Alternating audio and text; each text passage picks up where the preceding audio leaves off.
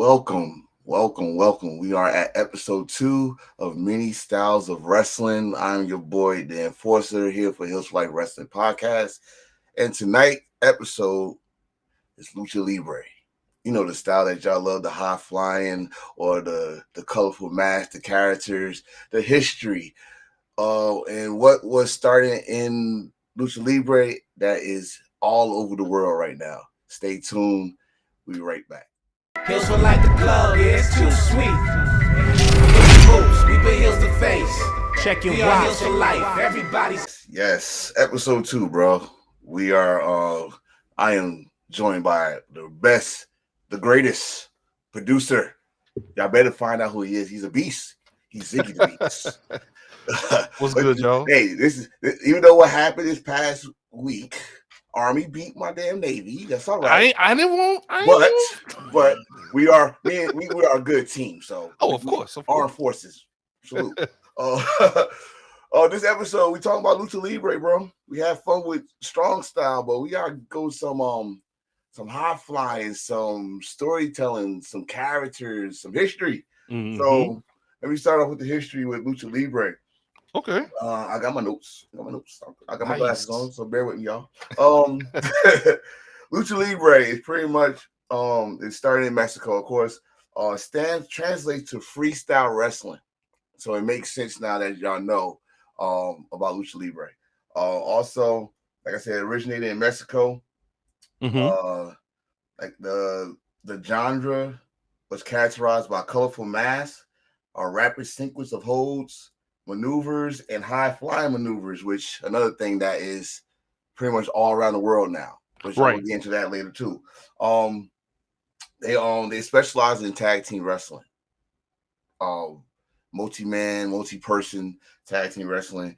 Also, with Lucha Libre, there's no limits. Like men, women, interesting, trans, whatever. I got you. I'm sorry, small people. You know, I don't know really correct these days. But it's for everybody in Mexico. And they don't discriminate, is what you're saying. They don't discriminate. That's right. They don't discriminate. So everything mostly a lot, like we said last episode with strong style. Right. With Lucha Libre is also adapted here in the States and in Japan. Especially in Japan. That's interesting because a lot of people, I guess I won't say a lot of people, I'll just say casually, I think people associate Lucha Libre with just Mexico Latin culture and not like Japan and, like you say, other countries. Well, that's why, like, if I get to it, like, okay, remember, I was saying the 70s. Let's go in the 70s. Doing something on the top ropes was fucking unheard of, right? Like, if someone did a splash, if someone did just a splash, that was, it's amazing. An elbow drop. There's an elbow drop. You know, hell, in the 70s, Holly Race did a diving headbutt from the middle rope, and they said that was devastating. So think of how a long way it went. That's true. And I'm gonna quote Chris Jericho on this because he's right. Like around 92, someone did a moonsault at the top rope. Holy shit! Crazy. No, that's true because I'm thinking of just Bob Orton, Randy Orton's father. His signature move was the superplex, right, off the top rope, and everybody's like, "Oh Lord!" You know, you just done that to me. What the hell? At the superplex. I got you. That's true. Yeah, with Lucha Libre, like we always say with wrestling, it evolves, and what Lucha Libre helped out was one, it gave more attention to the smaller wrestler. Okay. That's true. Because they're, back, especially in the 80s, it was all about, NWA was all about technical, WWE was all about muscles. And you had these guys that were small, had to find time to get on the show. So they stole some, I'm gonna say borrow some moves and stuff from them. Before then, like we had the Rockers, Shawn Michaels and Mark Jannetty, doing stuff, diving over the ropes, backflips, somersaults, all that stuff. You would see some of that in Mexico. Before, like if you was just watching WWE or WWF at the time, or hell, should I say AWA, because the Guerreros was in AWA. Like wasn't it Gory? Gory, Hector, Okay, yeah, Hector. That's right. Mondo. They was in. They remember, even though it was it's kind of a little racist. They had the little sombreros with the bullet vest, Oh, but they was popping. That they gotcha. kept those type of tag teams kept it the AWA interesting. Like I said, the Guerreros, the Midnight Rockers before they was just the Rockers in WWF. They was doing stuff that was not known in the States, but in Mexico, it was very much known. And this is what I say about Luchador, Lucha Libre, excuse me. They was doing this shit in the 70s. But no one like really took it serious. But they was doing shit in the 70s. Until later on, like speaking of Guerreros, Head Daddy Guerrero. So the Guerreros was the one that was like they were the spearheads. They was it another family? They was the spearheads of popularizing Lucha Libre. Okay, gotcha. Outside of Mexico. Okay, like you know how they say here, you got Luthez, you got Gagne, you got Nick Bockwinkel, Flair, Hogan. Mm-hmm. You got your luchadors or / Mexican wrestler Mount Rushmore too. That you can't say shit. You can't say one word bad about them. You know, because they revolutionized Lucha Libre. I keep on saying Luchador because I want to talk about Luchador so bad. Lucha Libre to the forefront of going outside of Mexico. Okay. And by doing that, I think if I'm not mistaken, the first place they did go outside of Mexico was Texas because it's right there. The Texas territories. So going back to this, they have like I said, the style of Lucha Libre is not just mass and high flying and rapid movements. They actually got some stories there. Okay. Including, we will talk about in more detail how these masks are traditional masks. Yeah. I do know about that. Oh yes. So we gonna really get into that.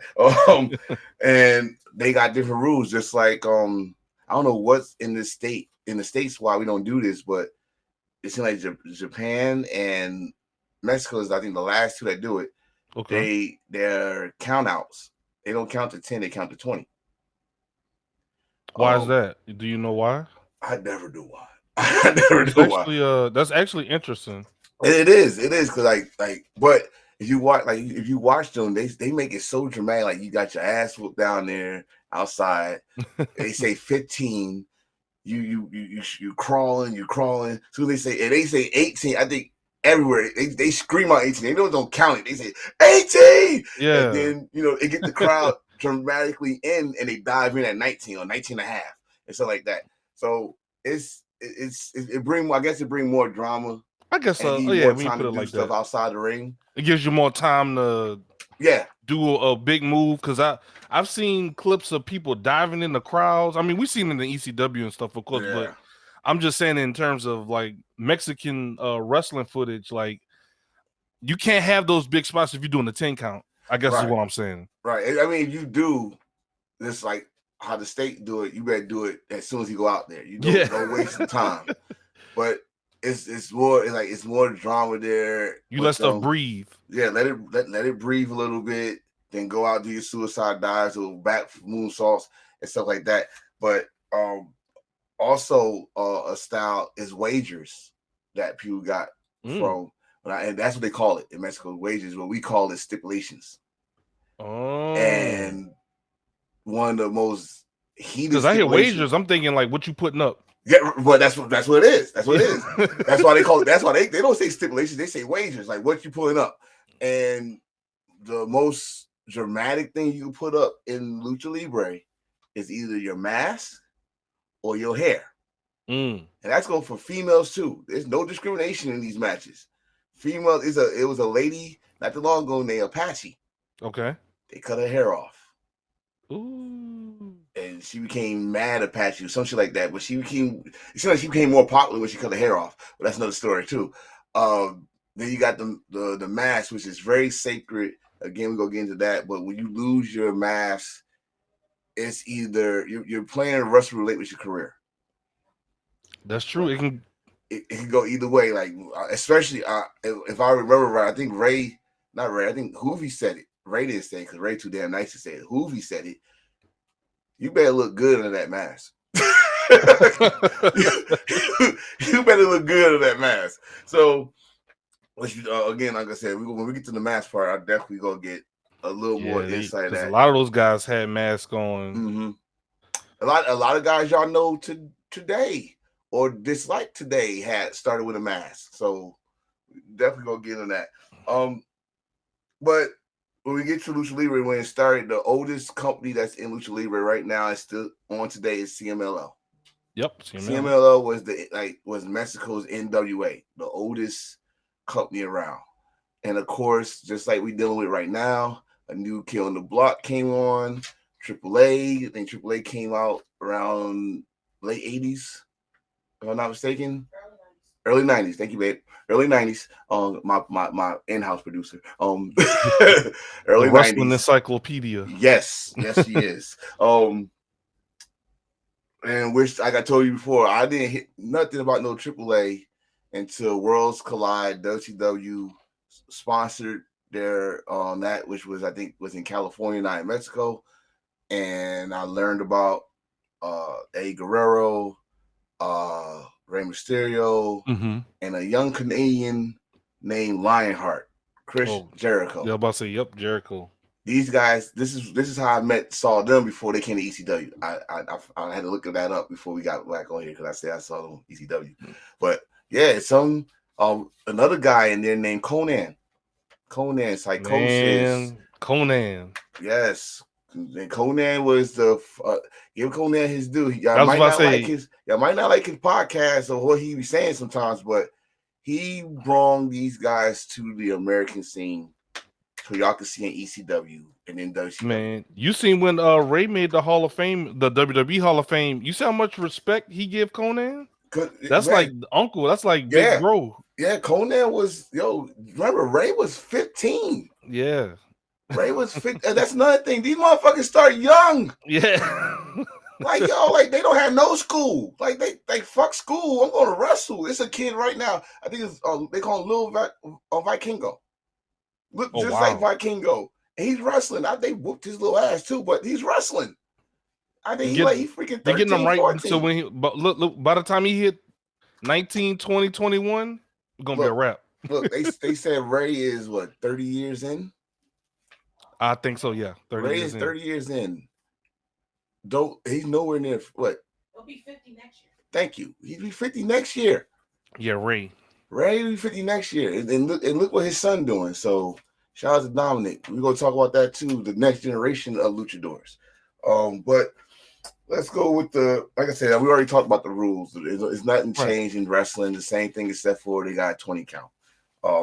Okay, so pretty much everything's the same.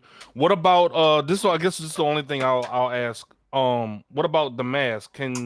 Is that off limits or in the confines of a wrestling match? Is that a disqualification? If you're a heel, that is a disqualification. If you snatch the mask off, and it's not a stipulation or wager. Yeah, that's a straight up disqualification.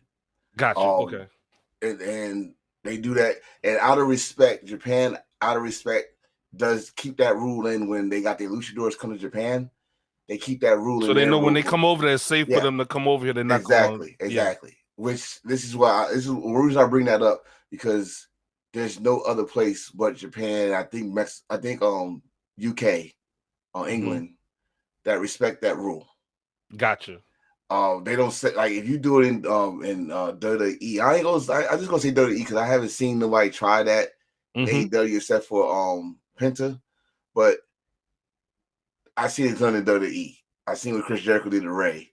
Yeah, they always. I mean, Santos was ripping Alberto Del Rio. I mean, we can go on and on. The Miz, and that's they're always trying to rip the mask off. I'm like, bruh. But if you want to know who's the good guy or the babyface or in the heel in Mexico, the heel always try to rip the mask.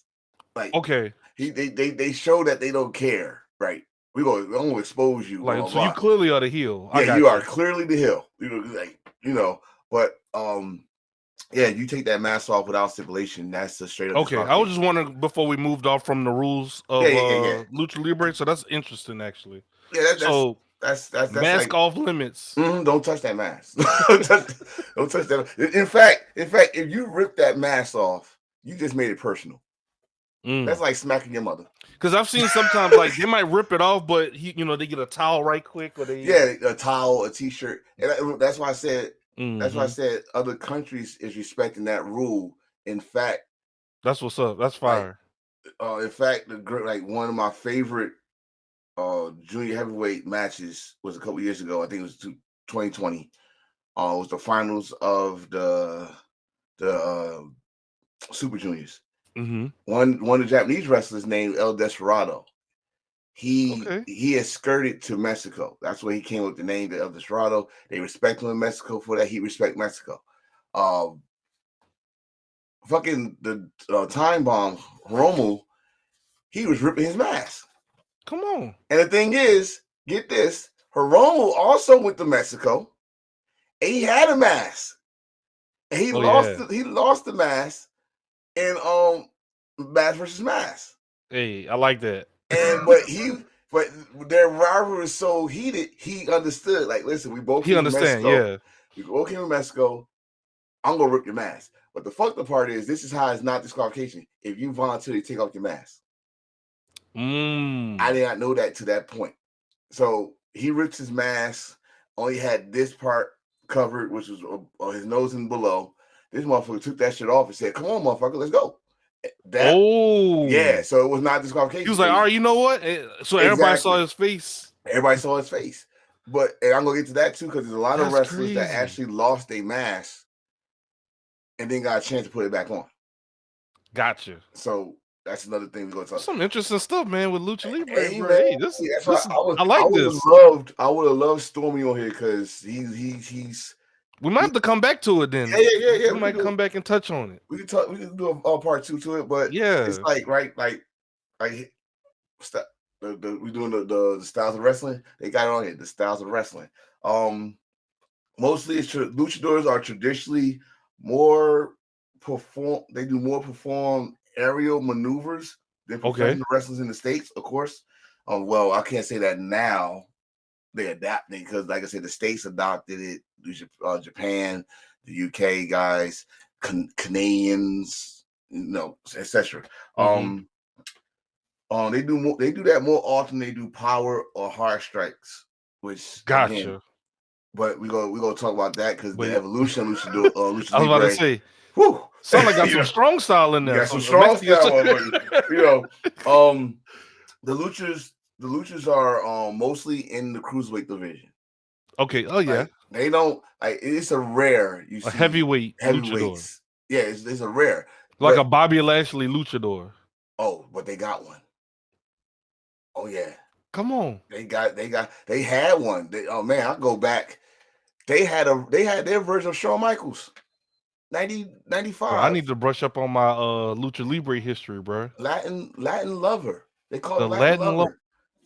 He was a soap opera star. This is big. The luchadors could do soap operas in a mask if it need to. Like, these motherfuckers, their secret identity must be kept. You know what? I know this is kind of like a pivot, not a pivot, but like a smaller side. You know what really got me really interested into Lucha Libre even more is Lucha Underground. Yes, we go get there. Okay, all right. Mm-hmm. Okay.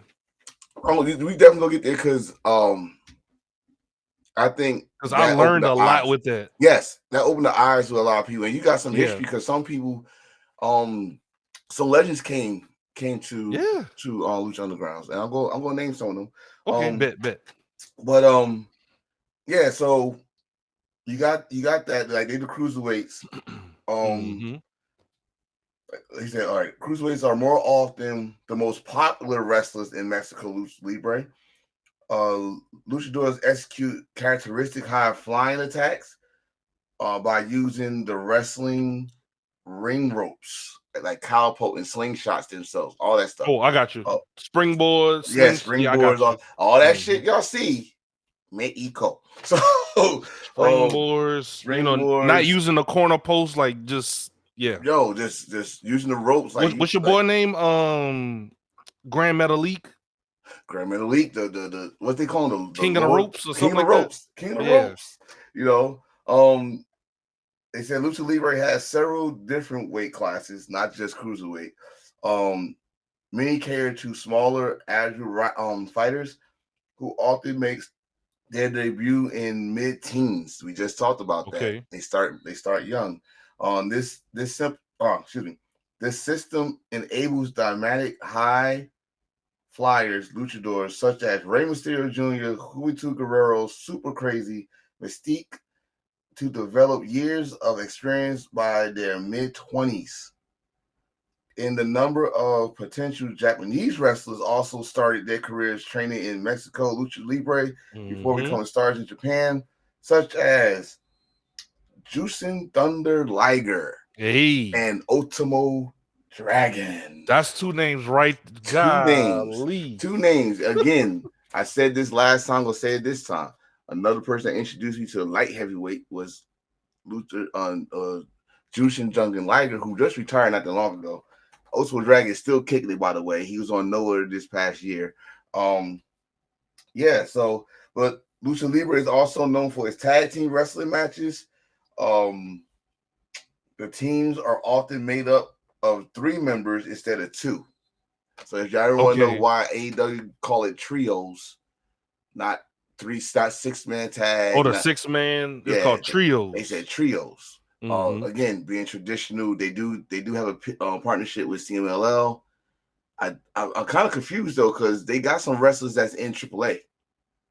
Yeah, I mean, they even their main title was prevalent on their TV, right? I mean, their television program for a good bit.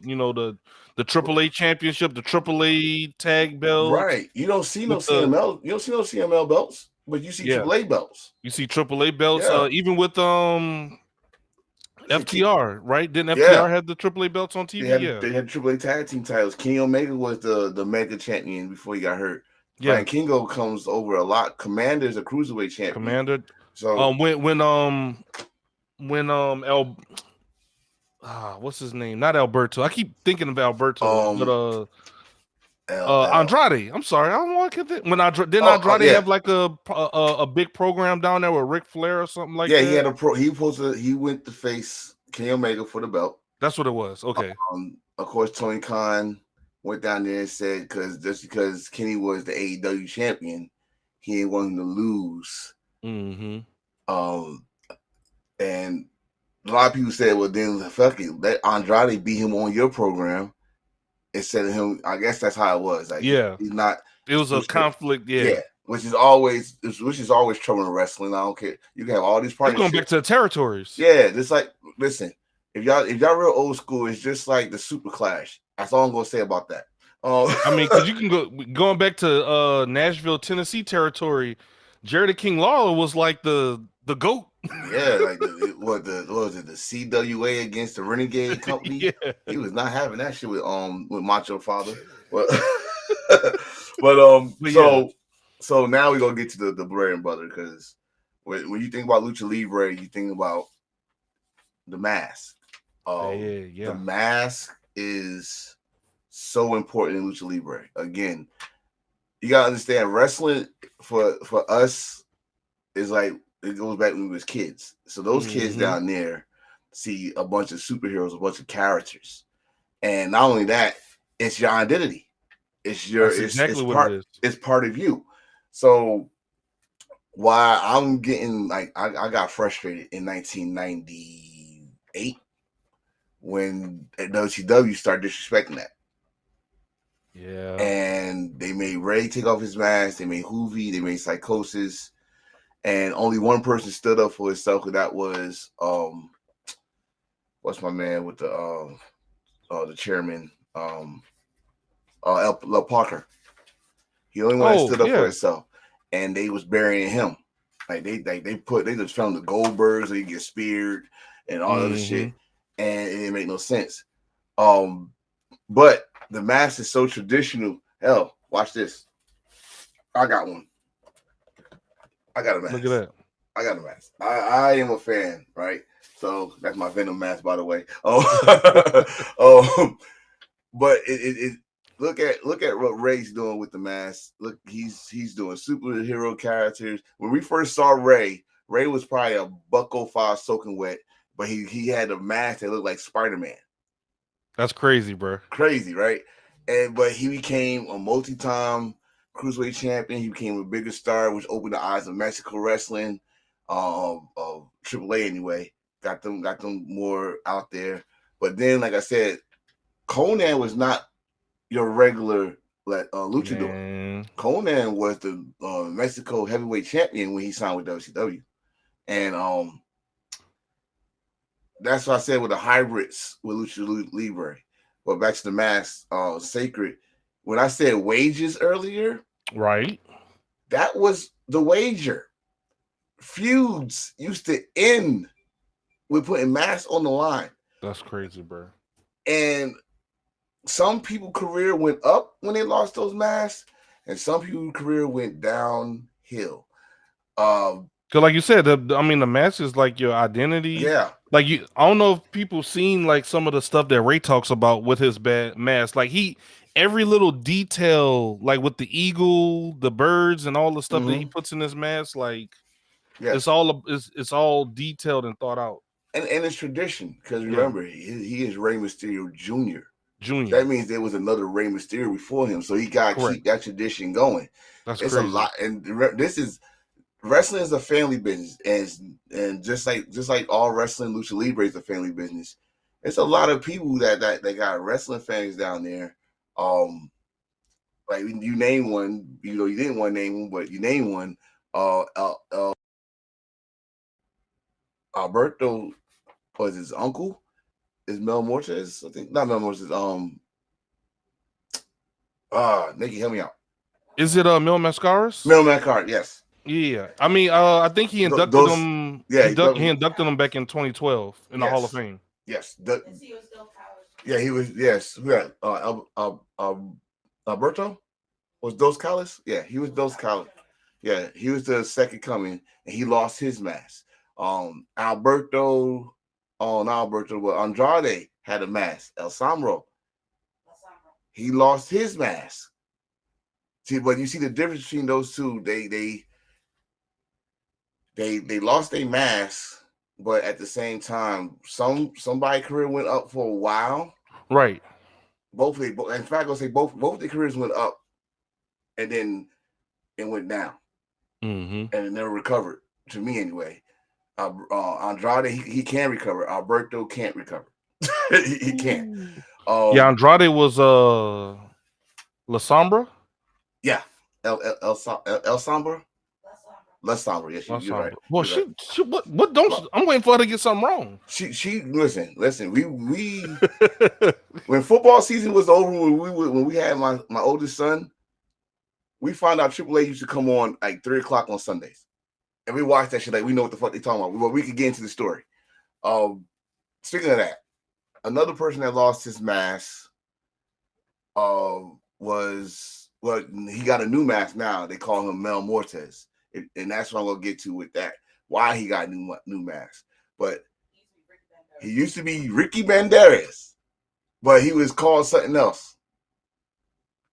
Because he came to TNA and he supposed to have been with who? Judas Macias. God damn. Man. Yeah, Judas Macias. But another person that career went up when he got the mask off. Okay. Then he became even more dark without the mask. This dude had long hair, the contacts. He had like blood dripping out his mouth. He was and Supernatural, another person that had a mask and lost his mask. It's career Russian roulette when you lose that mask. And I'm starting to see it. Like the guys are kind of like they're the guys that I see like Andrade, Alberto, Ray. These guys like these are guys that the ladies love these guys. You know what I'm saying? Like watch this. I think what you call it. You said what's that? Hoovy? He said if you lose that Hoovy. mask, you better. What you said? Hoovy said you lose that mask, you better look good. Yeah, that's what. You better look good. If you look ugly, you guarantee a hill. Think about this. Everybody that lost their mask, only think of one person that was ugly as hell. Which one? Psychosis. That nigga was ugly as shit. No, pause. But still, I got you. Like, he didn't get no fanfare. When he took that mask off, he didn't get no fanfare. In fact, when he came back was to the one Mexico, with the big horns, right? Yeah. No, yeah. I'm sorry. Was that? Yeah. They had the horns with the fucked up afro curls and shit. When he took off that mask, hell, when he went back to Mexico, he had to change his name to Nico. But it worked for him in Mexico because he was a heel and he was badass. I forgot his tag team partner, but he was a badass when he came back. But again, some of the guys that y'all like now had masks. Roosh had him. You see it. He wears it to the ring and he takes it off. Roosh had a mask. It's funny because Andrade does the same thing. Yeah, only for special events. He'll come out with it and then but see the thing is though, that's part of their identity, but they know the rules. Some people like get a pass. Rey Mysterio got a pass. Juventud got a pass. Why they got a pass? Because it was unjust why they lost the mask. It was like politics. It was they kind of backed him in the corner. Right. He kind of had. It's like, look, at the end of the day, I got to feed my family. So exactly, dude just got married to Angie. I think they probably just had Dominic. Probably he had to make money. And they're not gonna be broke. In fact, see what happened when WCW lost. He was out of work. He had to do the indie circuit. But when he came back, WWE respectively gave him the mask back. Give him the mask back. Right. Right. So, but you got that. You got a guy named was it Mystico? Mystico? Yeah, Mystico. But you call him Sin Cara. But now how this fucked up because Sin Cara is in AEW, but nobody knows it's Sin Cara because he got a new mask. And then Hunico was the new Sin Cara. Right. He's in AEW now. Also, that's him on Roosh. So the second Sin Cara. Yeah, that's who's in Roosh. Who's the first Sin Cara? Mystical. Okay, Mystical. Okay. Yeah, I think he's back in Mexico. I don't know his new name though. Okay. I can't get his new name. He got a new name. Because I know I kept forgetting because remember it was like Sin Cara Negro and then Sin Cara. It was a lot, bro. It was like two Sin Caras and they fought and then one got booed. Yeah. I mean, that should be the mask versus mask, Dodie. You dropped the ball on that one. Hey. But they did take his mask off after that. Yeah, and it was Hunico. Yeah. See, it's but at the same time though, like with some of the guys that y'all like now, name let's get to WWE. Okay. Escobar had a mask. Santos. Phantasmal. Right? Phantasmal. So he took off his mask on his own. Again, let me say that again. He took his mask off on his own. Heel, like you said. WWE did not ask him to take it off. He did it on his own. He wanted it off. And hey, look, he's a heel, but y'all ladies liked him when he was in the freaking LWO, so don't start that shit. Anyway. I think like you said, like all these guys, like the ladies love him. So he's like, oh yeah, I can take my mask. Yeah, I look good. I'm confident in myself. Yeah, be confident. Shit. He was he was his father is El Phantasma. And he went by Hio del Fantasma in Lucha Underground.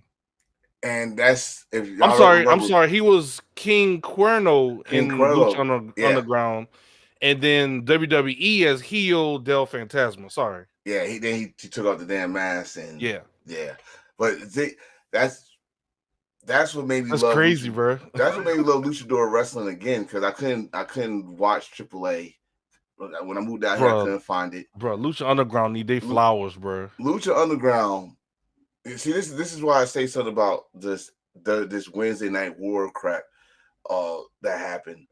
Because WWE already was with another wrestling company on Wednesday, and that was Lucha Underground. Lucha Underground was fucking fire. The camera work, the wrestlers. If y'all didn't know who, if y'all didn't know some of these wrestlers, how about this one? Some of the best Mexico wrestlers / luchadors was not even Mexican.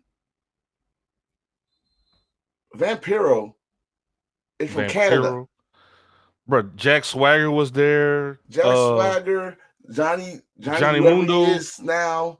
You know, he got so many damn names. Johnny, whatever his name is, was it Johnny Mundo? Yeah, he was Johnny Mundo, which he met his wife there, which is Tara Rockery, Willie Mack, Brian Cage, Killshot, which who we know now, or y'all should have been knew, was freaking Swerve Strickland. Bro. Swerve had probably 2, maybe 3 of the best matches in Lucha Underground history. Bro, he had a boot camp match with my boy AR Fox, which I forgot his name on there. Who can I forget? Prince Puma, who y'all know as Ricochet. Yeah. So you know, Penta Zero, Penta Dark, whichever one you want to call Phoenix. Him, he was there. Phoenix, sexy star. Oh God, I know, bro. We're gonna get there. We're gonna get there too. Bro, I love this show, though. I really love this show, though. Like, no, the show before Tessa Blanchard, Sexy Star was the first recognized female world champ of a company that was state-wise. Hell, we go deeper than that, bro. Watch this. Io Sky was there. Bro. Carrie Singh was there. Yep. Goddamn. Excuse me. Ray was there. Ray was there. Goddamn.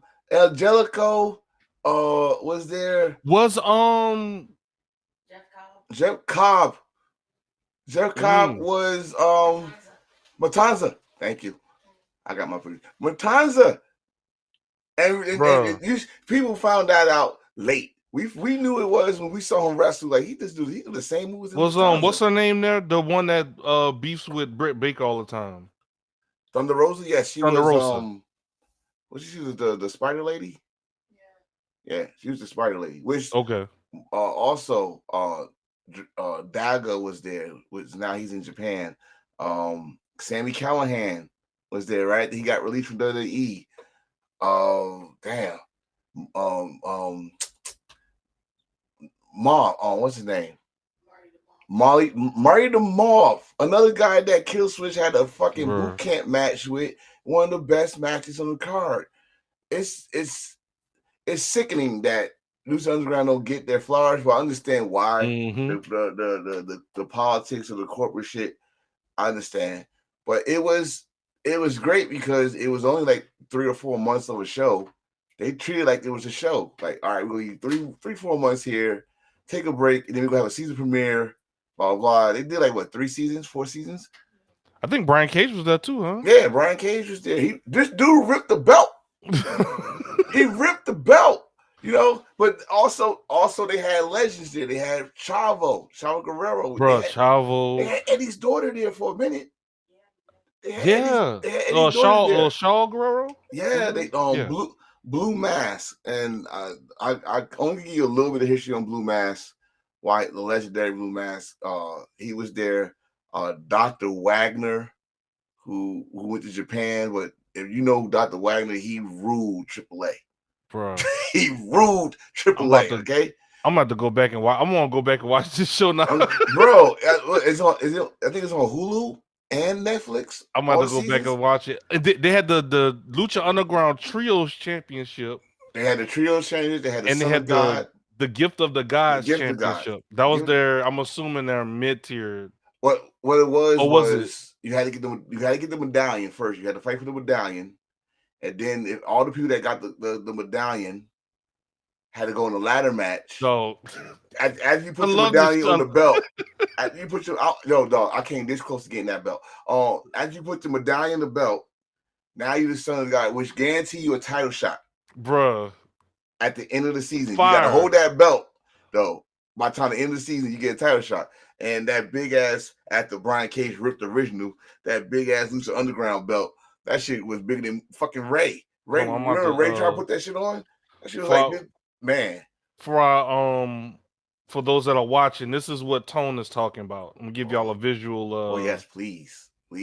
That's the gift of the guys. It was 7 medallions. You had to get those 7 medallions. Look like fucking Power Ranger fucking coins. And once you win those medallions, you pretty much qualify for the ladder match. It's like a Money in the Bank, but you're not getting a damn briefcase. You're getting the belt. That's pretty much when you qualify. That's your ticket. Like, yeah, all right, that's your ticket. But then once you win that belt, you're a champion, but you're pretty much the #1 contender. That's crazy. It was it's something different. It was something different. It was something different and creative and something that they put time and thought into. Yes. But it's like almost like the Infinity Gauntlet. Man, gotta go collect. Got the stones. All right, I got the time stone. I got hopefully you get to snap motherfuckers away. But they also had good stories. That's another thing that everybody loves to talk about now. Mm-hmm. Lucha Libre has some great fucking stories and goes long. I'm not saying 3 years or 3.5 years, but it can start off with a one-on-one thing and it can marinate like a root, like a tree. No, I agree. Branches. I think they popular. I'm sure other people have done it, but I think Lucha popularized that cinematic match. Yeah, I think I said this during the pandemic. I said that I think I said shout out to TNA, but I was quickly reminded that Lucha Underground did it first. And I was like, yep, you're right. Them Lucha cinematic matches and effects and all type of stuff they were doing on that show, bro. shout out to Rodriguez for doing that. He was a director with Clinton Tarantino, and they know how to do that shit. That was awesome. I hope they bring. I'm praying they bring something like that back. I know it's a long shot, but it's something. It's like a cult classic. It's like people are starting to. Yeah, they starting to like it now. They're like, oh man, this is what we've been talking. Right, like they started to like it now. Like, bitch, we was talking about this shit. We was talking about it, man. But it is what it is. Like Lucha, like I said, Lucha Libre have so many factors that's still working around the world today. And like we already said, the match versus match. How about this hair versus hair? Loser leaves town. Loser leaves town. Hair. I mean, it's so many things that Lucha Libre should be credited for, but most importantly, giving another style for the smaller guy. Like, everybody can't be 6'2", 280 pounds of muscle, or can't be 6'1" and a technical wizard. You guys do something to keep the fans into the show instead of going to the concession stands all the time. I'm gonna wait for my match, and these guys did it. WCW, the cruiserweight division, to me, that's what was kicking Monday Night Raw ass back in the day. Not the NWO. It was the cruiserweight division. Facts though. Facts. It was the cruiserweight division. Like, don't get me wrong, Hogan and them, when they came out, they were part of it as well. But I mean, that gave more substance to the show. Right. It's more than just Hogan and the NWO. Look at these, Like it's like this. Like I think who said that? I think either Chris Jericho or Rey Mysterio said it. Yes, the cruiserweight division kept them stale. They couldn't get to the what they call the. You trying to say it kept them it pigeonholed them? Yeah. Mm-hmm. But if you think about it, cruiserweight division introduced fans like us to people that we probably wouldn't see at all. Yeah, and the reason I was a fan of that is it gives people something to do, and it gives people something to fight for. Yeah, because if you have people fighting, it's like, okay, so what are they fighting for? Oh, they have a cruiserweight championship. Oh yes. Oh, so it gives them something to do until they can go into the TV title Hunt and or US other things. US Yeah, title, or US, yeah. tag, I different mean, things like that. it's like now. Now they did something. Now WCW was still trying. They did the cruiserweight tag team titles, which if you go to any Japanese wrestling now, that's like pretty much calling it the junior tag team titles. Yeah. Mm-hmm. And at that time, a lot of people was not feeling it. It was a little much, I guess. It was like, I think they could have just had their cruiserweight champ and right.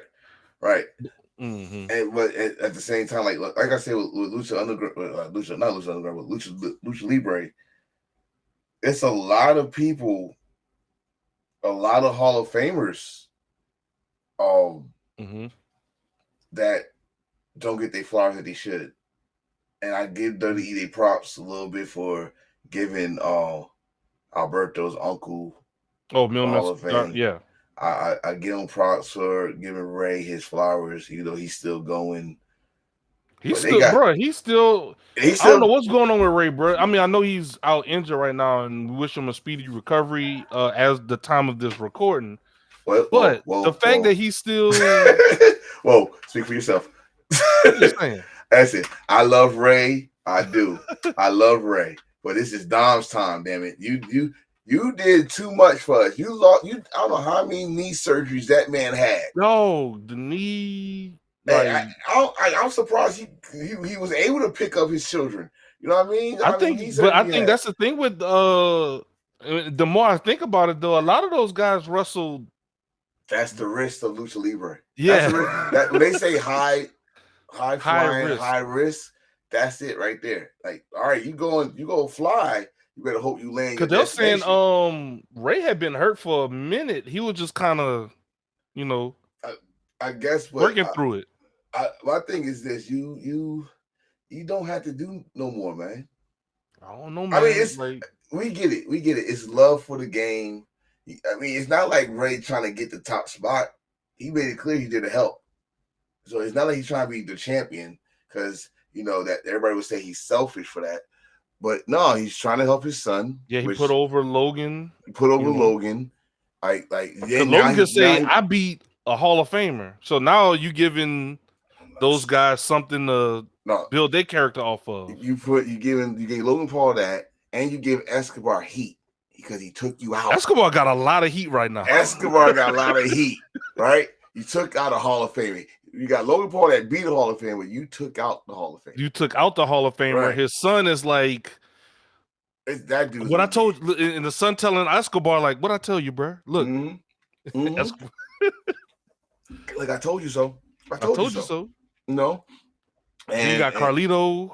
Yeah, you brought back Carlito. And then that's the Colon family. That's another family. You know what? I don't really call them luchadors. But you wouldn't consider them Lucha Libre or luchadors, right? No, I don't. I consider the Colon family a ruggy ass family. So are they like the Latin or Latino version of the Hart family? I say they the technical wrestlers, or no. They're not His technical wrestlers. There was nothing technical. Carlos Colon. There was nothing technical with him. You see all those damn razor fucking shit on his forehead? There's nothing technical. When you see that shit, there's nothing technical about you. I'm sorry, it's not. That dude was hardcore. He beat the shit out of him and Abdullah the Butcher. That's another show. I'm at to check out some. Hey, that's another show. But but the thing is, I never considered. So the Colon family is not in the Lucha Libre. That's a different category for them. I know someone going to say I'm wrong for that, but in my opinion, no. I mean, that's what we hear. Carlito did do some like lucha style. Carlito, maybe Epic. What about Epico and Primo? I don't know much about the cousin. Well, Primo's his brother, right? And Epico is the first cousin. Okay, Primo is just like Carlito. Like they evolved with the style of today or gotcha. Okay. Epico, he was all right for a minute. Okay. But I was just curious. Yeah, I didn't feel like there was luchadors, you know. Gotcha. Okay. But then, like I said, what is luchador now? Because now you got a hybrid luchador Or like a hybrid, yeah. And when I say hybrid, I'm talking about one fucking guy, and that guy is Roosh. Shout out to Stormy. I'm gonna get you happy on this one. Who else you think would be in a category with Roosh? Alberto. Not Alberto. Alberto. Actually, Alberto, because when his ass was mad at Sin Cara, he kicked the shit out of him. Bro, this dude, like the way I know I might catch heat for this because he has a asterisk by his name right now, but like the way that Stormy feels about Roosh was how I was for Alberto. Man, bro, I was a big fan of Alberto. I loved him as a wrestling character. Like he come out with the fancy cars, he had the charisma, the swag. He come out, had the little fireworks behind him. He had the ring announcer, Alberto. You know what's fucked up about Alberto? Ricardo, that's his name, Ricardo. You know what's fucked up about Alberto? Bro, WWE had it. I was a big fan of him, bro. They had it right, and then they turned on face. I was not feeling the face. When he fought, was it the Jack Swagger? We the people in that WrestleMania? Yeah, I was not feeling that one. When he turned back heel, he beat the shit out of Dolph Ziggler. I was feeling that. He should okay. That's your niche. That's your niche. Yeah, that's your lane. Stay right there. It's certain people that cannot be fucking face. Stay in your lane. Stay in your lane. You need to get booed. That's what you get booed. You rich. I remember when he was debuting, and he had those back when they did vignettes. I hope they bring this back. They going through the mansion. I'm like, man, who this dude? Hey, I didn't know who he was either because I didn't either. I was used to his mask. I did not see the match when he lost his mask, so I was used to his mask. And again, my lovely in-house producer told me who it was. Like, get the fuck out of here. And this was the young age of YouTube. Yeah. And I saw on YouTube, like, holy shit, he did lose his mask. And he did the cross arm breaker. I used to love the way he would spin and float over into it. This is why I said the hybrid of Lucha Libre, because they start doing MMA. He does have an MMA background. You're right. Get submissions into it and shit. We already said Roosh. Andrade is another hybrid to me. Like, he can work anywhere. He's seen that. Then the Guerreros, Eddie, because they I think their father didn't he have like some sort of move he would do the gory special, the gory special, the gory gory special, and the gory bomb. Yeah, beast. I'm gonna tell you right now, the first time I saw that was Fall Brawl, Eddie Guerrero against Chris Jericho for the Cruiserweight title, and he had him like this. And I think even Larry Zbyszko fucking marked out. Like, bro, I ain't heard that name. I haven't seen. Larry Zbyszko. He knows the Guerrero family. He knows the Guerrero family. So when he did that, like, I can't believe he did that. That was his father's move. And I'm like, what the fuck? He stretched Chris with that. Like Eddie Guerrero, and you can't tap because he got your legs and he has your arms. You gotta say it. You have to say, right? I give up. I quit. Yeah, you gotta say it. You know how indignified that is? You gotta say it. So that's crazy, bro. You said Eddie. Eddie was. I would definitely say Eddie. Oh, you remember? This is just a move. The lasso from El Paso. That's what it was. That was the clover leaf. The clover leaf, but he put his knee in your back, and it's kind of like it's like a lion tamer, but a clover leaf. Yeah. Listen, man. Eddie was ahead of his time too. The lasso from El Paso. Eddie was ahead of his time. When we say about Lucha, this is another thing about Eddie. Mm-hmm. We would say Lucha Libre. He was trained under Lucha Libre. Okay. Again, Eddie had a mask on. He was a Black Tiger. Bruh. Eddie was trained Lucha Libre, but he also traded his craft and he learned everything else. He learned strong style. I think he'd be a good hybrid too. I think Eddie would be hybrid. Eddie's a hybrid. Eddie Chavo's a hybrid, you know, because they train together. They free fucking damn brothers, but they uncle and nephew. That's funny. I can't call Hector a hybrid because Hector was just primarily Lucha Libre. He was Lucha Libre. Now when I say hybrid, now this is why I keep going. What was my man from TNA? Supermax. Hernandez, the border toss. Yes, LAX, the original LAX. He was supposed to be a Lucha Libre, but that motherfucker said, "I'm a power." Again, you don't see. Oh, that's right. Okay. Big. Gotcha. Again, right? We said that earlier. That's why I said I'm gonna get back to it. You did. He's one of those guys that you like. No way, he's a luchador. Until he started growing his mustache and he started talking, like, oh shit, they actually got him that big. You know what I mean? And you gotta say it like that.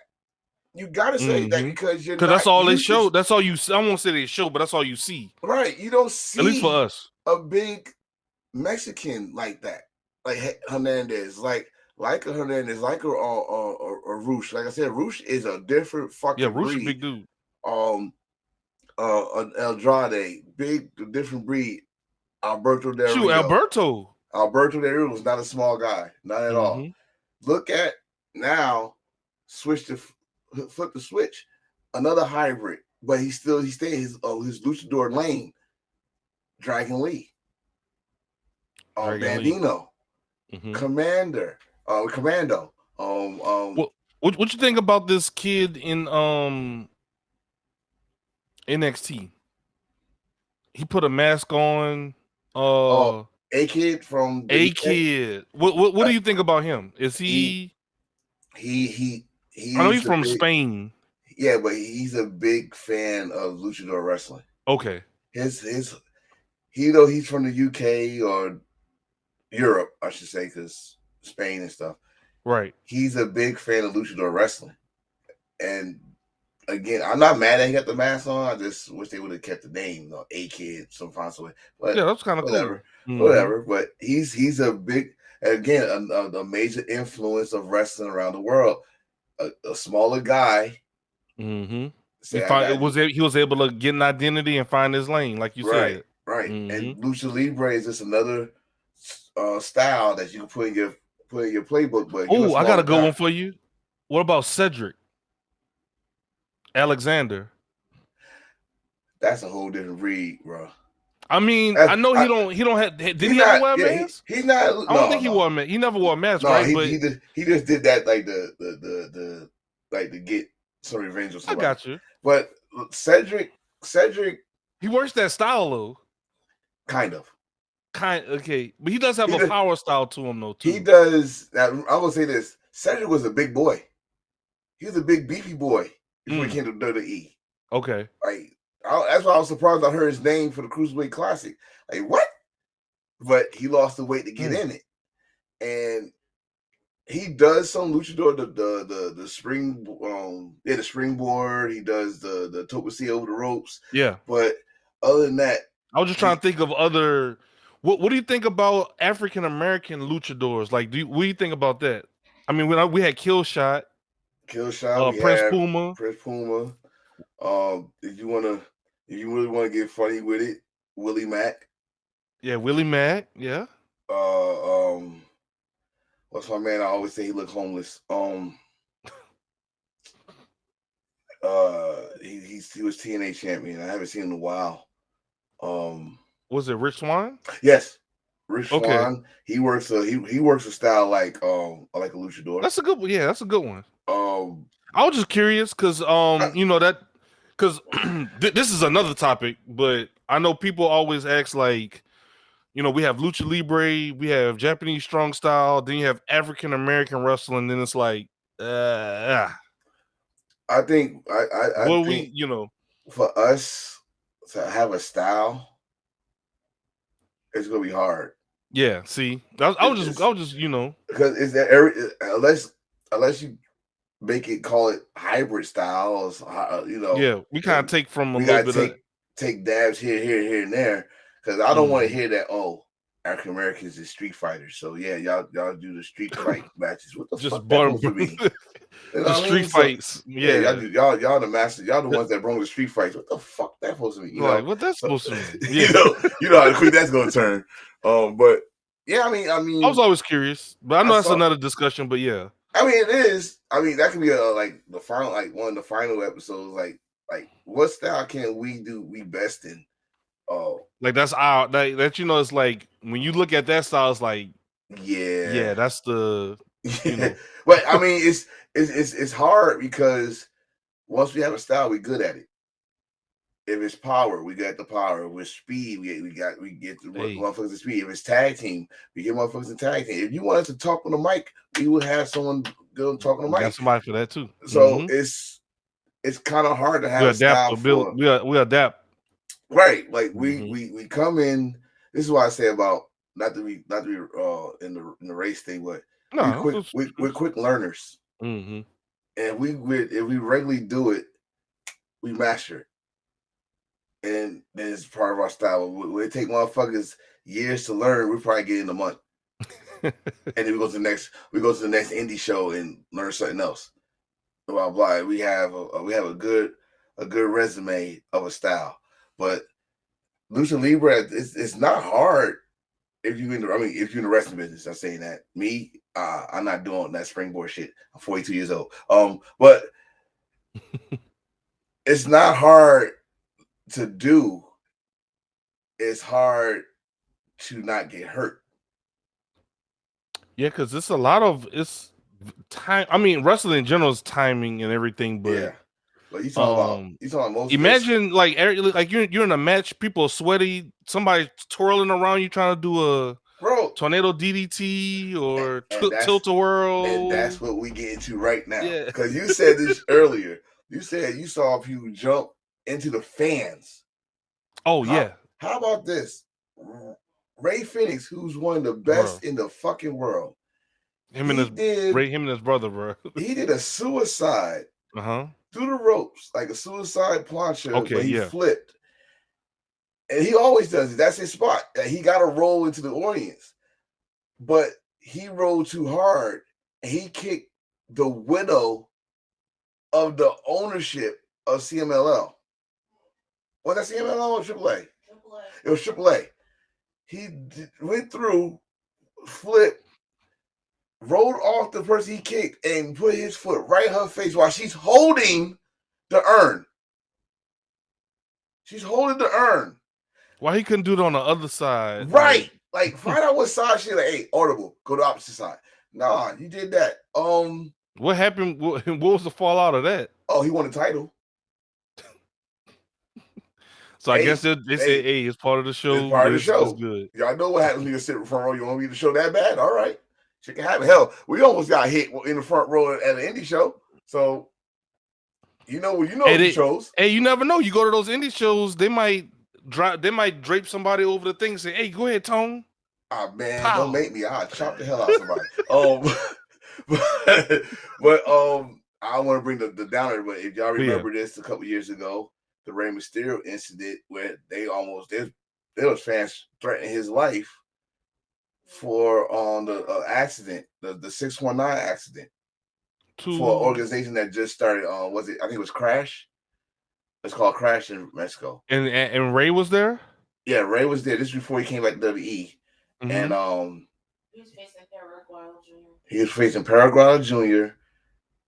Then when he did how Ray did the drop kick to the ropes. Yeah. Well, I guess the ropes was too damn tight. And he injured himself before then. Oh, he did? Yeah. Okay, he injured himself before then. I think the kick and the 619 ended him. And he didn't move. In fact, is Conan still the owner? Conan's the owner of Crash, which is an independent Mexican company. Right. And he works for AAA. So he went there to, do a solid for Conan or they're working. So like things happen in wrestling in general. Things happen, but yeah, just sports, athletics, shit. You can be playing football, you go up the middle, bro. It's crazy. Your quarterback throws it a little too high. I wish we could. I swear, I wish this athletics. I was just saying, I wish we could. Like, I really wish we could show like video, because I tell you to find this shit right now. It's a thing called it's a YouTube channel called I forgot his name, but he got Oh My God wrestling move, and he showed most of the shit is the Lucha Libre. Okay. It's some shit that you will not believe make it to Lucha Libre. It's this big fat person there. I don't know if it's a female or male, but they move. They do flips too, like a cruiserweight. But you be scared. Like, just imagine you waiting for that big motherfucker to come off the rope. Imagine you laying on the ground and he getting ready to do his. About to do a 450. Your fat ass might do a First of all, that should show you how athletic the big guys are. And that show you how much trust you have in your partner in wrestling. Like, no, I'm sorry. I mean, even in WWE, imagine laying on the ground and you got Ivar like, hey, I got you, bro. I'm about to hit this moonsault. No, see, all right, bro. Like, if Ivar say that, I'm looking at Michael Cole like, I want my fucking bonus. Okay. Because he overshoot it and that knee goes straight into your. Again, see, you Ziggy is the beast for a reason, people, because he like to open the door where I'm going. So, Lucha Libre. Everybody know when you do these things, not only they can get hurt, the person that's laying down can get hurt. It takes a lot of trust. A lot of trust. Right. You probably laying there praying.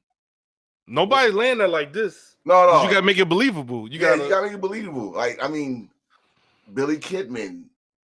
That shooting star press. Chavo. Man, if he didn't land that, if he landed that shit wrong one time, it could be a knee to the head. It could be the shooting star was banned for a while because of that. Yeah. In fact, he didn't want to do it. You remember that was part of the storyline. He didn't want to do it. Bruh. And then this when we playing the wrestling game, she did a damn Lucha Libre move. Then she need to create you, and your finisher is the Zamundan spike because you're the enforcer. I want. So it's not the Samoan spike; it's the Zamundan. The Jersey spike. The Jersey spike. Wow, the Jersey. No, you know what? Called the Jersey Turnpike. The Jersey Turnpike. Mm-hmm. But it's a big boot and Tim with Tim. There it is. Don't tell T.O. that shit. The shag gas bar, big boot. I'm gonna wear my Timbs now. But yeah. Lucha Libre, man. I'm just saying with Lucha Libre, I'm looking at. I'm done with this though. But no, you good, bro. It's some things I remember as rivalries. Like I remember, like I said Conan, and they had a character named Mad Dog. That was a good rivalry. Of course, Ray and Psychosis went around the world as a rivalry. Psychosis. What's up? What about Super Crazy? Crazy. Last I saw, he was in Noah. I know he was big in ECW, right? Yes, I guess in the American realm, he was big in ECW. I feel like he don't get his flowers. He don't. And that's sad. Yeah, Super Crazy. That man did what we talk about with New Jack and 64-year-old Sting jumping off of balconies. He was called Super Crazy. He did a moonsault off the balconies. Like, okay, before Kota Ibushi did the shit, Super Crazy did the shit. Yeah, bro. I mean, I give a fuck, And again, Lucha Libre adapting around the world. We seeing Darby Allin fucking doing shit. Jeff Hardy swanton bombing off a fucking balcony. Lucha Libre was crazier than all of us before we even thought about doing that's shit a good one. Jeff Hardy. All he had to do was put a mask on. Oh God! What did he? Would you consider him Lucha Libre if he were to wear a mask? Like the style. I mean, more so his wrestling style. What did he wear a mask? Was he Willow? Oh, he did. He was Willow. You're right. Willow. In fact, he had a couple of matches in AAA. I forgot about that. Yeah, I think didn't that buddy Shannon Moore? Was he a luchador too? I don't know what. Shannon Moore, no. No, okay. Shannon Moore, no. I wouldn't consider Hurricane one either. Ooh, Hurricane. I think that's more of a but character. He was more of a ground and pound he would he's like a fly. technician. Yeah, he would fly, but he was ground and pound. It was again, Lucha Libre don't really mean that you got to fly all the time, because that's like I said, some of the guys that we named was luchadors and they was on the ground. It was technical. So, but yeah, like you mentioned Super Crazy. I told you, I said his name. No, you mentioned him earlier. Yeah, I mentioned him earlier. But yeah, I remember when they brought him in on lawnmowers. Oh my god, I did not want to bring that up, bro. They quote unquote re-debuted them on the Mexicools. It was the Mexicools. They came out in lawnmowers. Hoovy was on some I'm the Jew shit and got him fired. It was Hoovy, Super Crazy. It was one more person. It was Hoovy, Super Crazy. It's somebody I know. It's like on the tip of my tongue. I don't know who it was, but I know Hoovy and that guy was fired. And Super Crazy was there for another 2 or 3 years, and they just used Super Crazy just to Psychosis.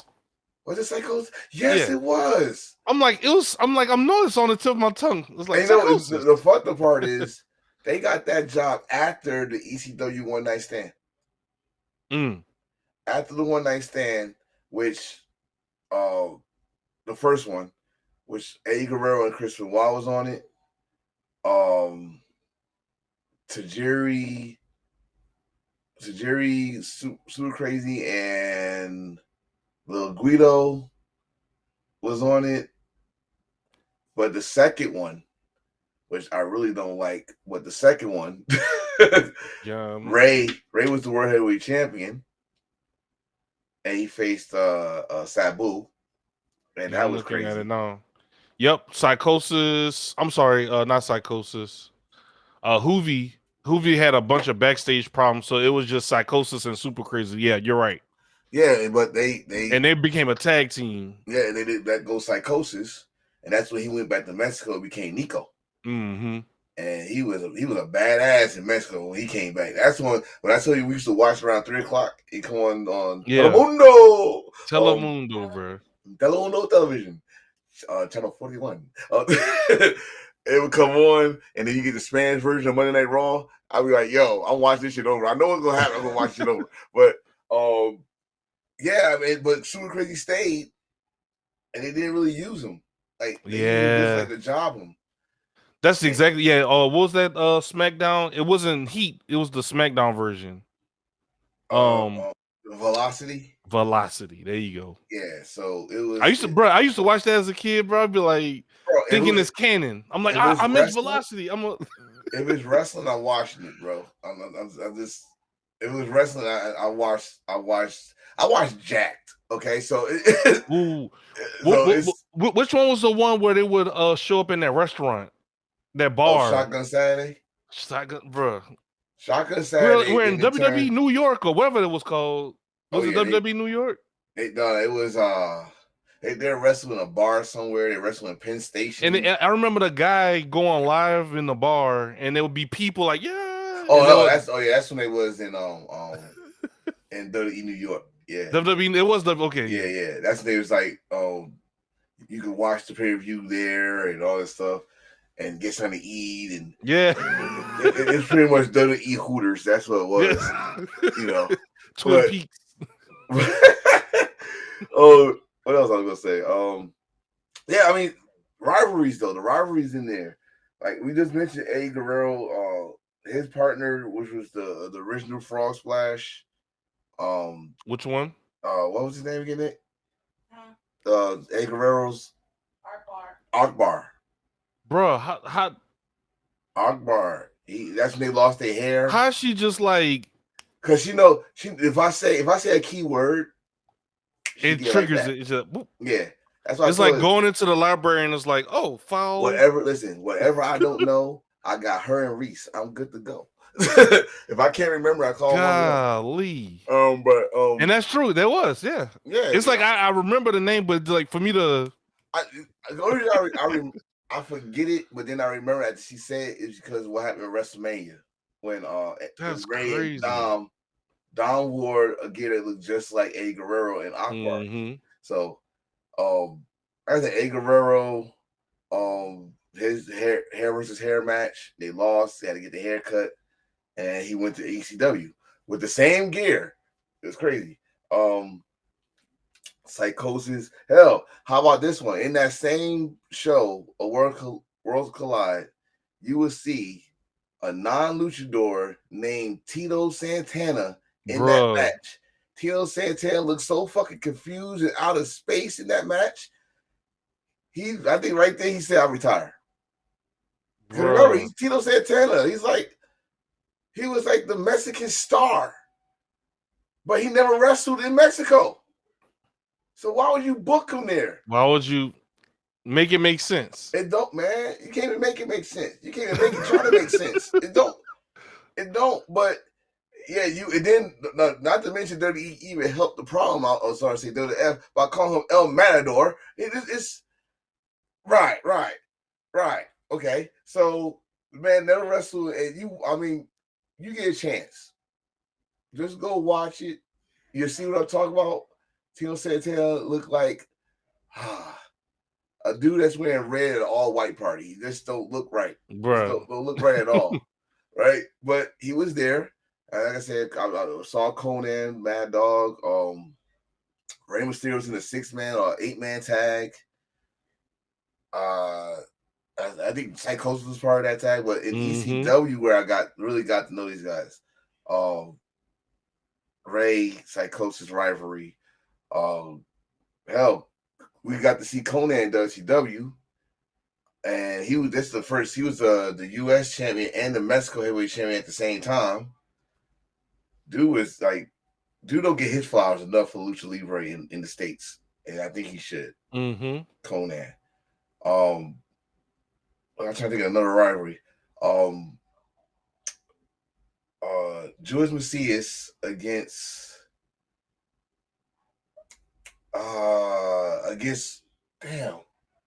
who was it? Vampiro.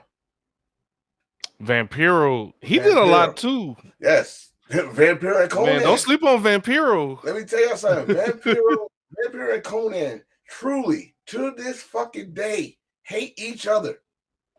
Really? They do not like each other. That shit was, you watch Lucha Underground. Remember that part where they did an interview together? That was real. They don't like each other. They really don't like each other. I don't know why, but they just don't like each other. Period. It's some more rivalries I put out there. But if I go up some more, that was the birthplace of LIJ. It was not even LIJ. It was just Los Ingobernables. And that's where Naito became Naito. That's where Shinsuke Nakamura became Shinsuke Nakamura. Go back to that first episode if y'all want to hear Tone get in detail about that. Yes, Shinsuke a dog. I think that's why I chose Lucha Libre, because it helped Japanese wrestlers learn how to be characters instead of being just fighters. And I think they both kind of helped each other in a sense. Exactly, because Okada became a character because of Mexico. In fact, Okada went to learn wrestling in Mexico first. That's crazy when you think about it, because didn't Jericho spend a stint down there? Lionheart. And what is Jericho touted as? A great storyteller. Jericho. Great character work.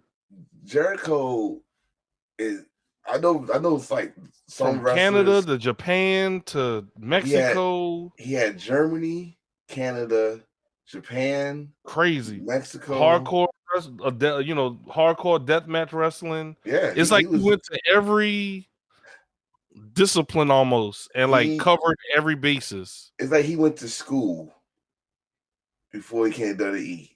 And if you, I don't know if it was, did he do that on purpose, or was it just kind of like he was just?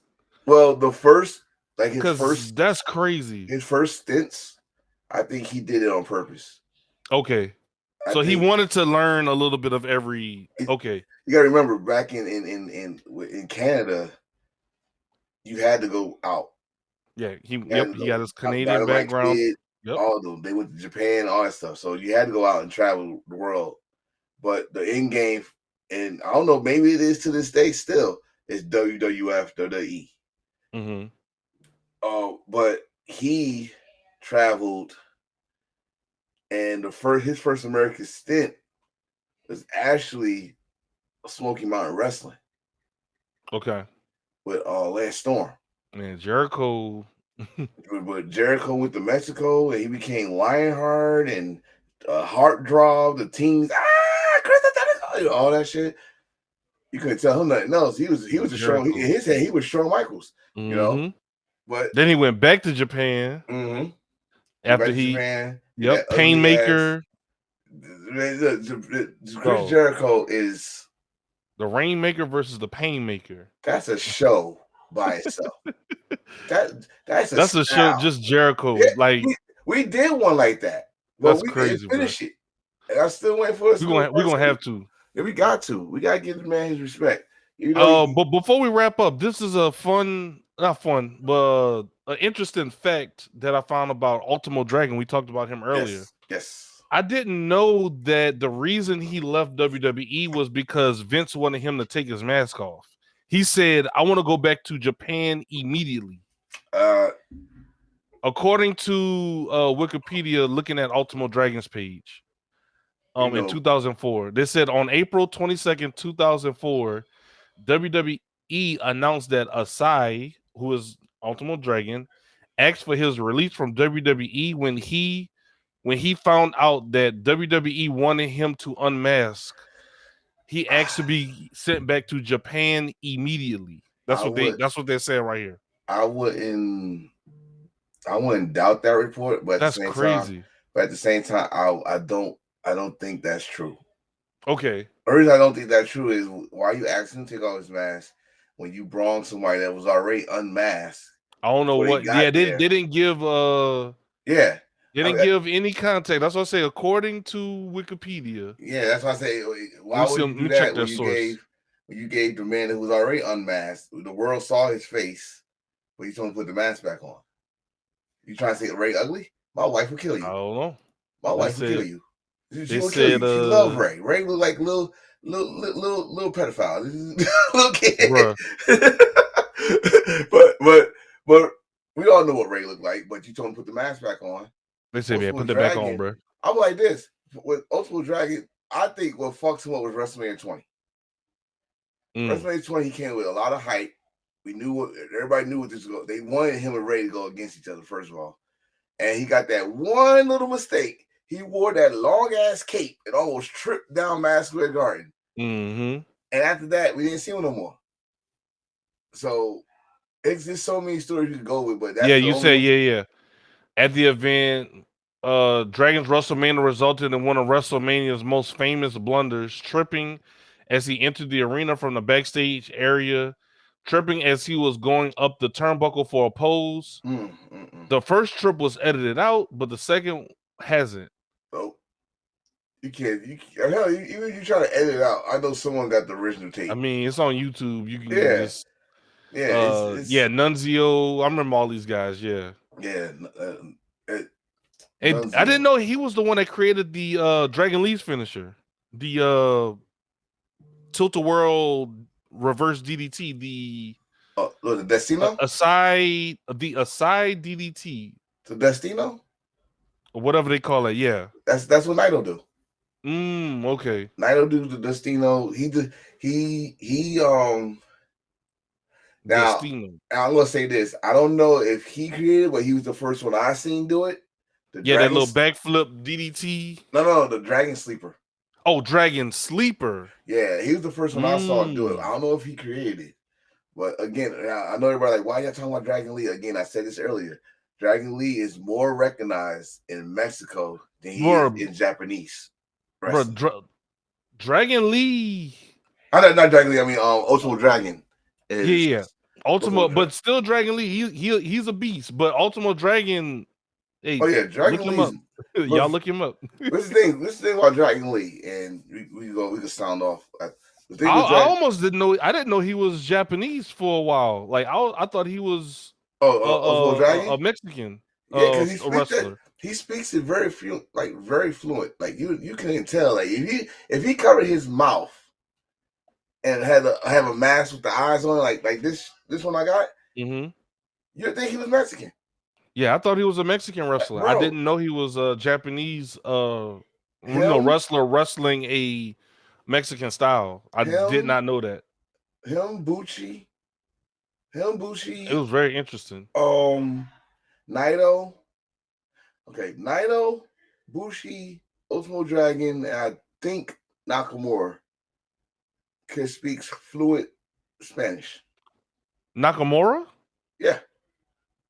I learned that from Nakamura AJ. savage, bro. I learned that from AJ Styles. AJ Styles said he could speak 5 languages. And the Mexican one, because he spoke on WWE television to when they went to Mexico.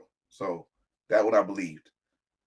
Naito, of course, when Naito came back, he said, "I want only people that got trained in Mexico be part of my team."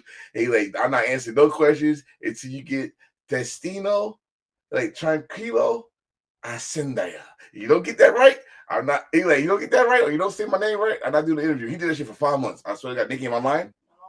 Okay, so he did it for 5 months.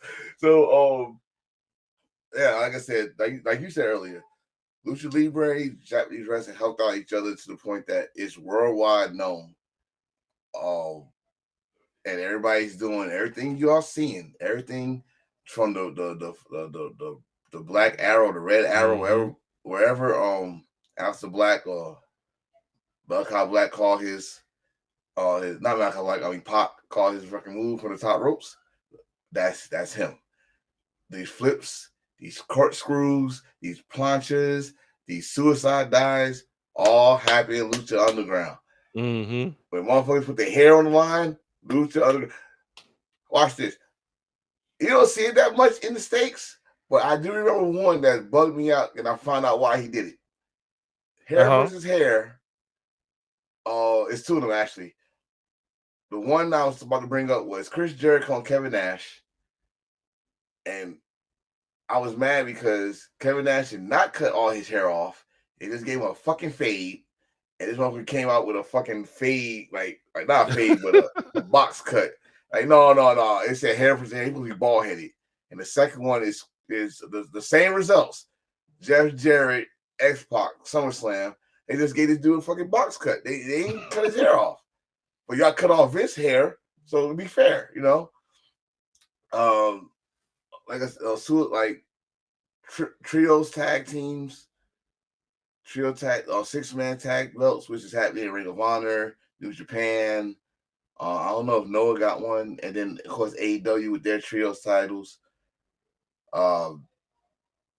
Everything you see right now, like hot, fast-paced action, Lucha Libre. Nathan Frazier in NXT, that fast motherfucker. He should work with Dragon Lee. That'd be a match. And if you don't believe how good Dragon Lee is, go back and watch Dominion.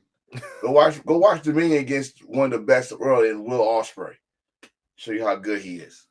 That's what I gotta say. That's Ruth's brother. I like this, bro. I really love this topic, man. You know what? We could possibly do a spin-off of this topic and just talk about just cruiserweights in general.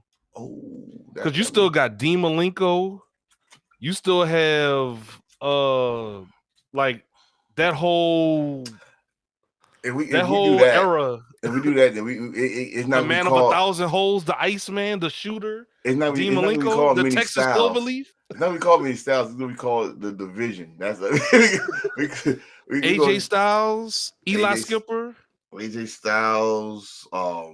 Bro, Eli Skipper, bro. We're not talking about AJ Styles now. We're talking about AJ Styles in TNA. Yeah, the phenomenal WCW AJ Styles. Yeah. Was it Air Raid? Air Raid. Yeah. You said Eli Skipper or Eli Skipper. Yep. Eli Skipper. Everybody know why we say his name. Prime time. Eli Skipper. Walk in the cage. X Division, bro. See now, X Division. I know that's not all lightweights, but just the style Which again, the style of wrestling, X Division, cruiserweights. See, there you go. We can bring it up. Hey. We can do that. We can do that. X Division, bro. We can do that. You know what? That'd be next. That'd be next. We just made the next episode live on episode 2. So episode 3 will be X/cruiserweight. That's X Divisions. That's a style. It's a style. Okay, we gonna count that as a style on this fucking show. We heels. Bro, Dean Malenko, that was my guy in WCW, bro. Shout out to the Iceman, the Iceman, bro. The shooter. This dude had all. A man of 1,000 holes. WWE, y'all fucked up. I found out why they fucked up. He was not the same. I hate when WWE gets somebody too late and we don't know why, and we think they buried him and all that shit, and we find out years later all the sacrifices they did overseas and all that stuff. Just like Taz. They got Taz. Super late. Taz. Yeah, super late. But power bomb into the Texas, bro. Oh man, Billy Kidman. Yeah, we mentioned Billy Kidman. Kidman. God damn. I don't want to say Spanky, but y'all know who I mean when I say Spanky. Brian Kendrick. Too Cold Scorpio. The Brian Kendrick. Oh, I gotta say it like that. With his bodyguard, Ezekiel Jackson, who was also in Lucha Underground, by the way. Big Rick, right? Yep, Big Rick. Yeah, Big Rick. Ezekiel Jackson. Former Intercontinental Champion. I don't want to count that, but okay. Hey, this is an IC champ, bro. I know, but he ain't do shit with it. What about Too Cold Scorpio, bro? Too Cold Scorpio is ahead of his time. Man, we talking about Chris Jericho. We can do a show about. We can do a show with Too Cold Scorpio. Too Cold Scorpio. That man was 20 years ahead of his time. Now I just said this shit in the 90s. If someone did a moonsault, that was a ooh and ah. This man did a fucking backflip leg drop. Yeah, 450. He's doing all that. All that shit. 91 to 92. I ain't gonna lie. I remember being taken aback by Too Cold Scorpio or Flash Funk, and I'm like, why is he always losing? I was mad as hell. Again, WWF was pissing me off, man. They gave him the best fucking entrance. Yeah, very charismatic. Yep, man, it was a pimp. Sabu is let's say luchador hardcore, like luchador hardcore. Yeah, he's psycho. Speaking of psycho, Paul London. Oh wow. Ooh, Paul London. But yeah, man, like X Division, cruiserweight, that's light heavyweight. 3. Taka Michinoku, Funaki. Episode 3. Oh man, we're doing cruiser. We going cruiserweights, X Division, light junior heavyweights. Yeah, I think that's a good. That'll be a good. It's almost like part 2 to this, like a kind of a bridge. It's you know what? I'm gonna say part 2. I'm gonna say audible. Yeah, like a audible. Like, all right, now we're gonna get to the stars of these things because, like I said, Lucha Libre is pretty much helped the cruiserweight division put on the map. So what about this guy? One last name, Jamie Noble, Hillbilly. More so from the Ring of Honor side, you know, but I liked him more because he was in WCW. He was in WCW as well. Yes, he was with the Dragons. I think that's what it was called. The Young Dragons. Yeah, the Young Dragons. Sorry, yeah, and then he came to WWE. And Jimmy Wang Yang was part of that group too. Wayne. Yeah, God damn. Oh man. I actually like Jimmy Wang Yang too. I was bugged out by him, I thought he was fun. Jimmy was more fun as a flying Elvis. Yeah. Yeah, if you ever go on TNA and watch him as the flying Elvis, like that motherfucker had the sideburns and everything. Like, he actually had the sideburns. The Asian cowboy. The Asian cowboy. Yeah. I think they dropped the ball on that one, but yeah. Tajiri. We didn't even talk about Tajiri. Oh, yes, we did. We did talk about I Tajiri. said, Yes. I said Tajiri That's with, right. with You did. But we definitely gonna do more. We definitely gonna do more. Like Tajiri, who still is he still going? I think But he was last year. He was the MLW middleweight champion. So he's still spitting in people's 53 face. years old. He's still spitting in people's face during this time of pandemics and stuff. Yoshihiro Tajiri. Oh, we don't say that lane. We say Tajiri. Oh man, Yoshu is the guy that wore the blue trunks. Tajiri just wore pants and kicked your ass. It's a difference. And for those that on the last thing about Lucha Libre, I thought was kind of funny. Not funny, but interesting. For those that like anime, there's an anime called Tiger Mask. Have y'all ever seen that? Oh, watched it. You want me to answer that question? Yeah. Nikki, he brought a Tiger Mask W. Yeah, Tiger Mask W. It had like they had renditions of Stephanie McMahon in there. They had Charlotte and Becky. Yeah. She showed me that shit. I was laughing my ass off. Yeah, Tiger Mask. What was they called, Nikki? No, the company. GWM Global Wrestling Monopoly. See? The Monopoly? See? Global Wrestling Monopoly. And they had Charlotte and Becky. One called Queen, and the other one was called what? Pain. Bro. Oh, you really want to laugh at some Lucha Underground, some Luchas. It was what was that fucking cartoon? Oh my god. It used to come on Fox. Not Fox, WB. And Lucha. Trust me. Lucha was funny as shit. I was like, damn, these gotta be about some real wrestlers, but it wasn't. But still, Lucha, it was just kids going to school to learn how to be luchadors. Lucha. I'm about to check that out. I know I'm showing my age, but goddamn, it was funny as shit. But man, I mean, I think we said enough. I think we said enough. Man, this is a great episode. We gave y'all a lot of flowers. A lot of flowers. We gave a lot.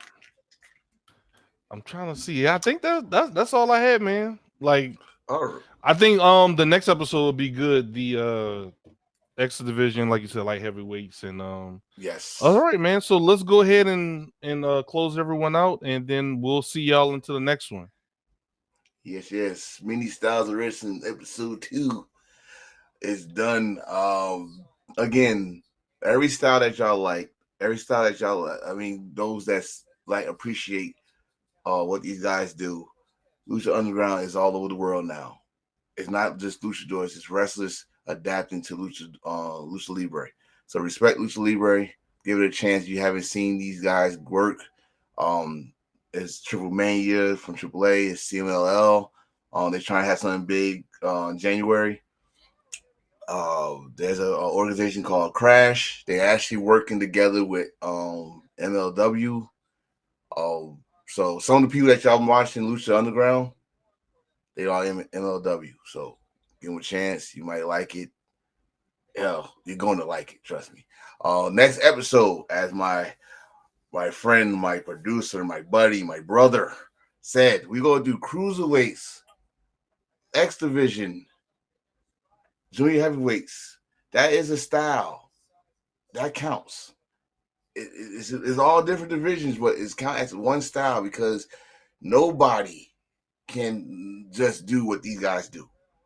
And they bring in some other stuff. So we're going to really chop that shit down and put out individuals that y'all might know or y'all might not know. So please join us next time. Thank you. I am your boy, the Enforcer. That was the Beast, Ziggy, the Beast, that is. Goddamn, no one could producer in all of YouTube. And we are out of here. Peace. Heels feel like the club, yeah, it's too sweet. Boots, we put heels to face. Check your watch.